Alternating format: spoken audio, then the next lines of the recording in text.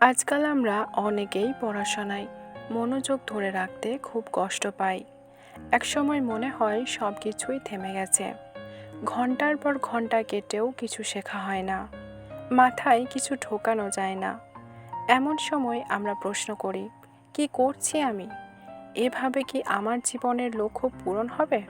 আপনি জানেন, এমন মুহূর্তগুলো খুব স্বাভাবিক।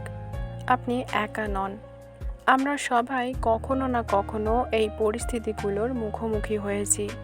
কিন্তু এই সময়গুলোর মধ্যেই আসল জোর, আসল সাহস লুকিয়ে থাকে। এটা ঠিক, যখন আমরা পড়াশোনায় মনোযোগ হারিয়ে ফেলি, তখন যেন পুরো পৃথিবী আমাদের বিরুদ্ধে চলে আসে। কিন্তু আসুন একটু অন্যভাবে ভাবি। প্রথমে নিজের সাথে সৎ হতে হবে। আপনি যদি সত্যিই কিছু অর্জন করতে চান, তাহলে প্রথমে নিজের অন্তর্দৃষ্টি খুলে দেখুন। আপনি কেন পড়াশোনা করছেন? কী উদ্দেশ্য নিয়ে এই পথটি বেছে নিয়েছেন? হ্যাঁ, আপনি সম্ভবত একজন সফল মানুষ হতে চান। আপনার পরিবারকে গর্বিত করতে চান। আপনি আপনার স্বপ্ন পূরণের জন্য লড়াই করছেন। কিন্তু কখনো কখনো আপনি এমন পরিস্থিতিতে পড়েন যেখানে মনোযোগ ধরে রাখা অনেক কঠিন হয়ে পড়ে। কি করবেন তখন? এটা ঠিক যে যতবার আপনি পড়াশোনা করতে বসেন, মনোযোগ আপনার সাথে থাকে না। তখন মনে হয় কিছুই হচ্ছে না। মাথার মধ্যে 1000 চিন্তা আসতে থাকে। কিন্তু জানেন কি, এটা একদমই স্বাভাবিক। এই জায়গা থেকেই আপনাকে বেরিয়ে আসতে হবে। কেননা সাফল্যের পথ কখনো সরল হয় না। এবং সাফল্য অর্জন করতে হলে সবচেয়ে গুরুত্বপূর্ণ কথা হলো, আপনাকে থেমে গেলে হবে না।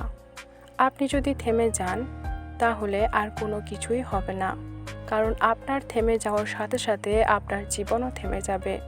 যদি এই মুহূর্তে আপনার মাথা ভারী লাগে, একটু বিশ্রাম নিন, কিন্তু থেমে গেলে হবে না। জীবনে সব সময় এমন দিন আসবে যখন আপনার মনে হবে এখন আর কিছুই করা সম্ভব নয়। আপনি হয়তো ভাববেন, এমন দিনে পড়াশোনা করার কী দরকার? কিন্তু তখন মনে রাখবেন, এই মুহূর্তেই আপনার আসল শক্তি। তাই যখন আপনি পড়াশোনায় মনোযোগ হারিয়ে ফেলবেন, তখন শুধু নিজেকে মনে করিয়ে দিন যে আপনি সঠিক পথে আছেন। আপনি যদি চেষ্টার পথ ছেড়ে দেন, তাহলে আপনি কখনোই জানবেন না কিভাবে আপনি সফল হতে পারতেন। তবে কি করবেন যখন মনোযোগ একদম চলে যায়? এটা খুবই সহজ। একটু সময় নিন, একসঙ্গে শ্বাস নিন এবং সিদ্ধান্ত নিন। জানবেন, আপনি যখন বিশ্রাম নিয়ে আবার চেষ্টা করবেন, তখন আপনার জীবনের নতুন শক্তি ফিরে আসবে। কারণ জীবন এমনই, এক একটা কঠিন সময় আমাদেরকে আরও শক্তিশালী বানিয়ে দেয়।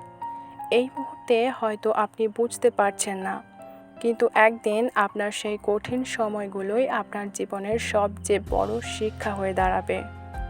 আপনি এখন যে জিনিসগুলো মনে করছেন কঠিন, একদিন হয়তো সেগুলোই আপনার জীবনের সবচেয়ে বড় অর্জন হবে।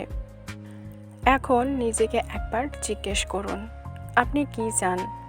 আপনি যে পথে চলেছেন সেখানে কি মনোযোগ রাখতে পারবেন? বা আপনি কি একে একে সমস্ত কাজের মধ্যে আপনার জায়গা খুঁজে বের করবেন? সাফল্য কখনোই দ্রুত আসে না, কিন্তু যারা চেষ্টার সাথে এগিয়ে চলে তারা একদিন সফল অবশ্যই হয়। আপনার স্বপ্নের দিকে অগ্রসর হতে গেলে শুধু কাজের চাপ নয়, আপনার নিজের ওপর বিশ্বাস থাকতে হবে।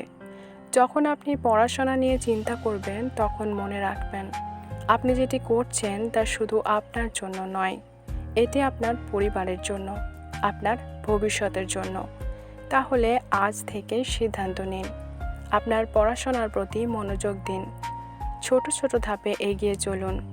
একদিন না হোক, একদিন আপনি নিজেকে নিজেই ধন্যবাদ দেবেন এই কঠিন সময়ে জয়ী হওয়ার জন্য।